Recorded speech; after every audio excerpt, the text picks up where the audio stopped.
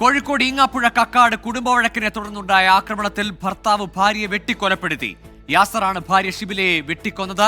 ആക്രമണത്തിൽ ഷിബിലയുടെ മാതാവിനും പിതാവിനും പരിക്കേറ്റു.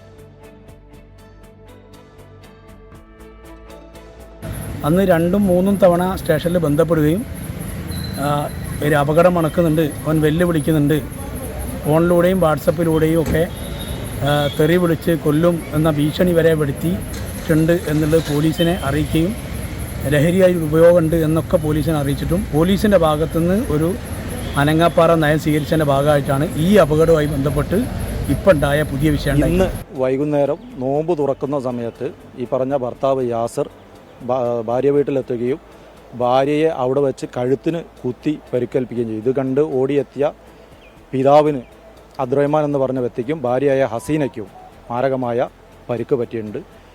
ഇതുമായി ബന്ധപ്പെട്ട് ഷിബില മരണപ്പെടുകയും അബ്ദുറഹ്മാനും ഹസീനയ്ക്കും പരിക്ക് പറ്റുകയും ചെയ്തിട്ടുണ്ട്. ഇതാണ് സംഭവിച്ചത്. നോമ്പ് തുറക്കുന്ന സമയത്താണ് ഇത് സംഭവിച്ചത്.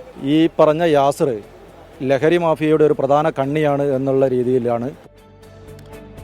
മിഥില ബാലൻ നൽകും വിശദാംശങ്ങൾ കോഴിക്കോട് നിന്ന്. മിഥില, ഈ പ്രതികരണങ്ങളിൽ നിന്ന് മനസ്സിലാക്കുന്നത് കുറെ കാലമായി ഇവരുടെ കുടുംബത്തിൽ പ്രശ്നങ്ങൾ ഉണ്ടായിരുന്നു എന്നാണ്. പക്ഷേ ഷിബിലയുടെ വീട്ടുകാരെ അടക്കം ഷിബിലയെയും വീട്ടുകാരെയും ഒരുമിച്ച് കൊലപ്പെടുത്താനുള്ള ഒരു നീക്കമായിരുന്നു യാസറിന്റെ ഭാഗത്തു നിന്നുണ്ടായത്. ഇപ്പോൾ പരിക്കുകളോടെ ചികിത്സയിലുള്ളവരുടെ ആരോഗ്യനില എങ്ങനെ?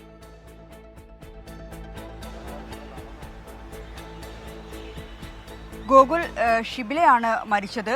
ഷിബിലയുടെ പിതാവും മാതാവുമാണ് ഇപ്പോൾ ഞാനുള്ളത്. കോഴിക്കോട് മെഡിക്കൽ കോളേജ് ആശുപത്രിയിലാണ്, കാഷ്വാലിറ്റിക്ക് മുന്നിലാണ്. ഈ കാഷ്വാലിറ്റിയിലാണ് ഇപ്പോൾ രണ്ടുപേരുള്ളത്. ഇതിൽ പിതാവിന്റെ നില അല്പം ഗുരുതരമാണ് എന്ന് തന്നെയാണ് പറയാനുള്ളത്. ഷിബിലയുടെ മൃതദേഹവും ഇവിടെ തന്നെയാണ്. പരിക്കുപറ്റിയ പിതാവും മാതാവും ഇവിടെ തന്നെയാണുള്ളത്. ഇപ്പോൾ എനിക്കൊപ്പം വാർഡ് മെമ്പർ, നേരത്തെ നമ്മൾ വാർഡ് മെമ്പറുടെ വാക്കുകൾ കേട്ടതാണ്, എന്നാൽ ഒന്നുകൂടി ഒരു വ്യക്തതയ്ക്ക് വേണ്ടിയിട്ടാണ് ഒന്നുകൂടി അദ്ദേഹത്തോട് ചോദിക്കുന്നത്. എന്താണ് അവിടെ സംഭവിച്ചത്? കുടുംബ വഴക്ക് എന്നതിനപ്പുറം ലഹരി ഉപയോഗിക്കുന്ന ഒരാളാണ് എന്നതുകൂടി പോലീസിന്റെ അടുത്ത് കിട്ടുന്ന വിവരമുണ്ട്. ഇതിന് കാരണം കുടുംബവഴക്കാണ്. ഇപ്പോൾ സംഭവിച്ചത് കുടുംബവഴക്കുകൊണ്ടാണ്. എന്നാൽ ഈ രീതിയിൽ പെരുമാറാനുള്ള കാരണം ലഹരി ഉപയോഗിച്ചത് തന്നെയാണ് എന്നുള്ളതാണ് മനസ്സിലാക്കുന്നത്. ഇതിനു മുൻപ് പോലീസിൽ പരാതി നൽകിയിട്ടുണ്ടായിരുന്നു. കഴിഞ്ഞ മാസം 28-ന് പരാതി നൽകി. ആ പരാതി വേണ്ടത്ര രീതിയിൽ പോലീസ് ഗൗനിച്ചില്ല എന്നൊക്കെ ബന്ധുക്കളുടെ ഭാഗത്തു നിന്നുള്ള ഒരു പരാതിയും എല്ലാം വരുന്നുണ്ട്. ഈ പോലീസിൽ പരാതിപ്പെട്ടത് ഞാൻ അറിഞ്ഞിട്ടില്ല.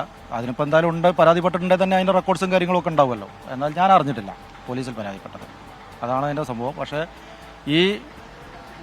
ഈ വിവാഹം, ഇവർ തമ്മിലുള്ള വിവാഹത്തിന് ഈ ഷിബിലയുടെ വീട്ടുകാർക്ക് താല്പര്യമില്ലായിരുന്നു. ഇവൻ്റെ പല വഴിവിട്ട നിലപാടുകളും സ്വഭാവങ്ങളുടെ പ്രത്യേകതയും എല്ലാം ഇവർക്ക് അറിയാവുന്നതുകൊണ്ട് തന്നെയാണ്. പഴയ അയൽവാസികളാണ്. അപ്പോൾ അതുകൊണ്ട് അതിന് താല്പര്യമില്ലായിരുന്നു. എന്നിട്ടും ഈ ഷിബില ഈ പയ്യൻ്റെ കൂടെ, യാസറിൻ്റെ കൂടെ ഇറങ്ങിപ്പോയതാണ്. ഇതാണ് വാർഡ് മെമ്പർക്ക് പറയാനുള്ളത്. മറ്റൊന്ന്, ഈ കേസുമായി ബന്ധപ്പെട്ട അന്വേഷണമാണ്. ഈ ഒരു സംഭവം നടന്നത് നോമ്പ് തുറക്കുന്ന ഒരു സമയത്താണ്. കാറിലാണ് ഈ ഒരു യാസിർ എത്തിയിട്ടുണ്ടായിരുന്നത്. അതേ കാറിൽ തന്നെ യാസിർ രക്ഷപ്പെട്ട ഒരു സാഹചര്യം ഉണ്ട്. അധിക ദൂരം പോയി രക്ഷപ്പെടാൻ സാധ്യതയില്ല എന്നാണ് നമ്മളിപ്പോൾ താമരശ്ശേരി CIയുമായി ബന്ധപ്പെട്ടപ്പോൾ അറിയാൻ കഴിയുന്നത്. എന്തുതന്നെയായാലും യാസിറിനായുള്ള ഒരു തിരച്ചിലാണ് പോലീസ് സംഘമുള്ളത്. അതിദാരുണമായ ഒരു സംഭവം തന്നെയാണ് ഈ ഈങ്ങാപ്പുഴയിൽ ഉണ്ടായത്. ഗോകുൽ. ശരി, മിഥില ബാലനാണ് വിശദാംശങ്ങൾ നൽകിയത്. കോഴിക്കോട് ഈങ്ങാപ്പുഴയിലാണ് 3 പേരെ ആക്രമിച്ചത്. ഭാര്യയെയും ഭാര്യയുടെ പിതാവിനെയും മാതാവിനെയുമാണ് യാസർ ആക്രമിച്ചത്. ഭാര്യ ഷിബില കൊല്ലപ്പെട്ടു.